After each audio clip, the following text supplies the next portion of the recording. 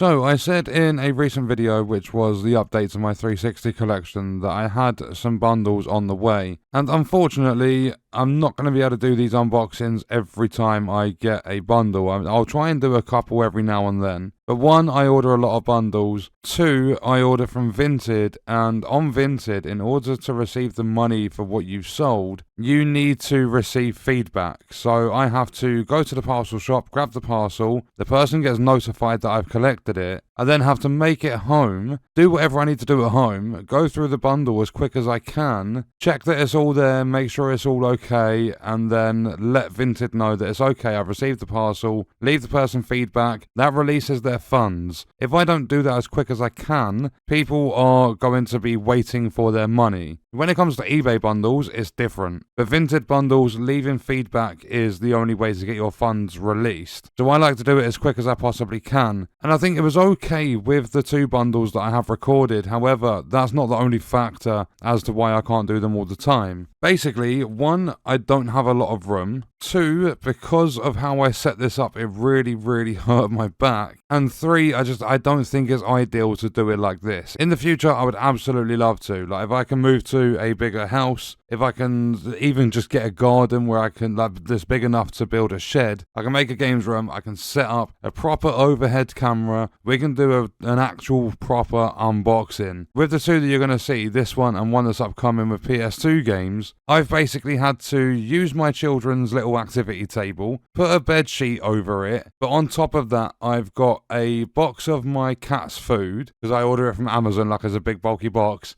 So I've stuck that on the table. Then I put this like metal locker trunk sort of box on top of that. Then I've put a game case on top of that hanging over the edge so that I can create my overhead look. And what I've had to do is I put a power bank, a snow globe, and a tape measure, quite a heavy one, on the case so the game doesn't fall off, so my phone doesn't fall. And then in order to, because my phone obviously has to, the camera has to hang over the edge, I've then had to duct tape my phone to the game case to keep it on there. So it's a very bodge up job, DIY overhead camera sort of setup. And because it's on my children's activity table, I have to bend over a lot to show these games off. So if I can move things around, I'm not going to bother doing any of it just yet because it's Christmas coming up. Then towards the end of January, you got more birthdays and stuff. So whenever I have the time, I'll try and make little improvements. I'm going to try and get it set up so I can do these unboxings in a proper sort of stable location. I don't even think I'll need a shed in a garden. I think I could possibly make it happen in my room somehow. I don't know how. But I want it so that I'm able to show these off. I've got enough room to move them around properly because I was having to tilt these, not only to avoid the light,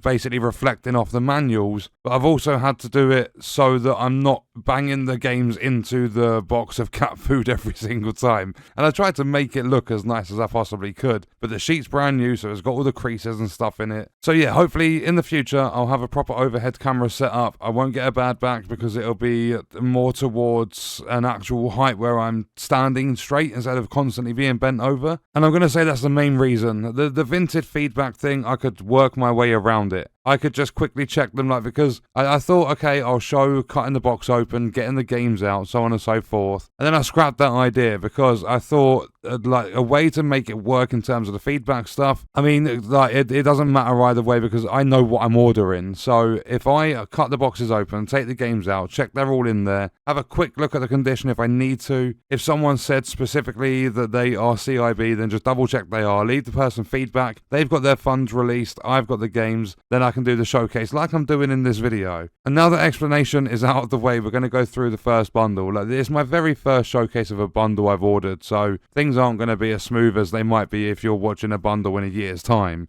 And I want to say just very quickly before we get into the actual, I'm going to say unboxing, showcasing what I got in the bundle. The person that deals with this, I don't know if it is like a retro game shop or anything like that, but I'm guessing this is not their first rodeo because it was all packaged very nicely. All of the games are CIB. The discs are in very good condition. I would actually guess they've used some sort of, at the bare minimum, a cleaning machine, if not even a disc resurface machine. But they were all very good condition. And not only that, on top of each and every disc, so in between the disc and the manual, there was a little bit of bubble wrap to kind of protect the discs in transit. And I mean, normally with bundles and stuff, you would just see them chucked into a black bag, it's folded over, taped up, and then you've got your label stuck on top. And I mean, that's acceptable. There's absolutely nothing wrong with that, in my opinion. But this was done in a very professional manner. And the discs were all, I'm going to say like near mint. I'm going to guess they have been resurfaced or something like that. But yeah, I've done a lot of yapping. So we're going to jump into the bundle. The very first game is Prototype. These are all Xbox 360 games in this bundle. And you'll see that I'm opening the case and every single one of them showing the manual, showing the disc. As I said, they're all CIB, all in very good condition. So that was Prototype. Then the next one we have is Two Worlds. And this is a bit of a weird one because most of the cover arts you see in this, like for this game, have the Two Worlds text at the top of them. So I don't know, it's just a weird one. But moving on, we have Diablo 3. And with this one, unfortunately, there is a crack in the top corner of the case, but that's fine. I'll find another transparent case to get that one put into. All the games that are CIB I'm keeping unless I've already got them. Like Kingdoms of Amula, or however you say it, Reckoning. This one doesn't come with a manual, like they never made a manual for it. It just comes with an online pass. But I've already got that one, so I'm probably going to just shift that one on. We'll see what I do with it. I'm not entirely sure what I'm going to do with it, but I've already got that in my collection, so that one wasn't added. Then next up we have Clive Barker's Jericho, and I mean, there's not too much to say. They're all very, very good condition. The upcoming PS2 one, stick around on the channel for that because I've got some interesting words about it. And I've got some really, I'm going to say funny pictures and stuff to show you with it. But the next game here is Dragon's Dogma. And I mean, Dragon's Dogma 2 was a lot of fun when that came out. I think I did a full walkthrough, no commentary, on my second channel for that game, if I remember correctly. And then moving on, the next game is Viking Battle for Asgard. I think I have played this one before. I can't remember spending a long time on it, but I'm pretty sure I've at least played it at some point. I don't remember what platform or anything like that. And I mean, Diablo 3 I've played. I don't think I've ever played Jericho. And then again, I've got this one in my collection already, but we do have Tomb Raider Underworld. And I've never really been a massive fan of Tomb Raider games. I've played them every now and then. I might have to play some because I believe they're on Game Pass or they're on Xbox and stuff anyway. I mean, the modern console, so they're easily accessible to record footage and stuff for, so I don't have converters and stuff yet. And then the next game is Thief. Again, this one doesn't come with a manual. We never had a manual. So it's just the disc and some leaflets in that one. And then moving on to the final one is Overlord 2. And again, just a very good condition. Nice additions to my collection. And just with that bundle alone, it puts me, I think there are 8 that are going into my bundle. I've got to test them all and actually make sure they work, because the discs could look really clean, but they don't work for some reason. So I've got to test them all, but providing they all work, I believe there were 8 there. So that puts my collection from 37 up to 45. And then after recording this video, it is kind of a weird one because I'm recording this commentary, I think like a day after recording the footage for the, what I'm going to call the showcase. But yeah, basically I've picked up another Xbox 360 bundle with more games. So what I'm going to do is not record that one, that in terms of showing you every individual game. What I'll do is once I've got them all tested, all into my collection, I will just do a collection update video where I can show you my shelf where they're all in alphabetical order. And I'll talk about the games that I got in the latest bundle probably in that video. But yeah, that was a look at the Xbox 360 bundle. I have recently picked up some really cool games to add to my collection. And I think in total now, with all the collections, that like all the bundles I've ordered,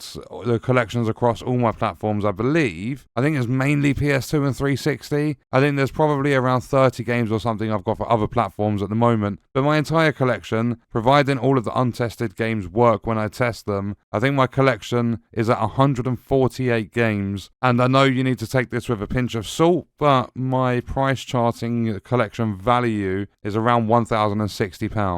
And I think my most valuable game at the moment is about, I think I paid nearly 40 quid for one, but it's gone down in price. And I think according to the current price chart in prices, it's the Godfather limited edition 2 disc on the PS2. It's sitting at £32. So I don't have any like mega hitters, like any holy grails or anything like that, but I've got a lot of nostalgia. I'm having a lot of fun with these collections. So yeah, that was a look at one of my bundles that I picked up. If you guys enjoy these videos, I will get some more done. I mean, just if you're going to want to see them, just pray for my back, please, because it does hurt quite a lot. I mean, I'm going to try and get it sorted out because I've really enjoyed recording this and I would love to do more. But yeah, we're going to leave that video there before I sit here rambling for the next 25 minutes and saying absolutely nothing of value to you guys. So let me know your thoughts and stuff about this little bundle in the comments. Have you played any of the games before and stuff? And I will see you guys in the next video. I hope you enjoyed it and thank you for watching.